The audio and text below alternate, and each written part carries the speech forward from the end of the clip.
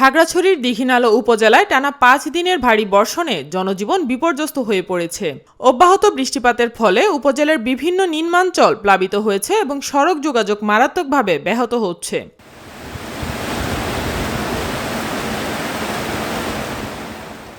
উপজেলার কবাখালী মেরুং সড়কে পানি উঠে যাওয়ায় যান চলাচল বন্ধ রয়েছে।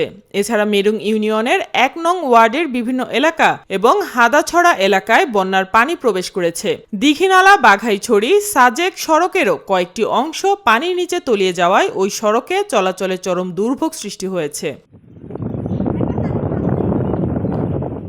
ক্রমাগত পানি বাড়তে থাকায় অনেক পরিবার নিরাপদ আশ্রয়ের খোঁজে ঘর ছেড়ে আশ্রয় কেন্দ্রে যেতে বাধ্য হয়েছে। কয়েকটি সরকারি প্রাথমিক বিদ্যালয়কে অস্থায়ী আশ্রয় কেন্দ্র ঘোষণা করেছে উপজেলা প্রশাসন। উপজেলা প্রশাসন জানিয়েছে পরিস্থিতি সার্বক্ষণিক পর্যবেক্ষণ করা হচ্ছে এবং প্রয়োজনীয় সহায়তা প্রদানের জন্য সংশ্লিষ্ট দপ্তরগুলোকেও প্রস্তুত রাখা হয়েছে।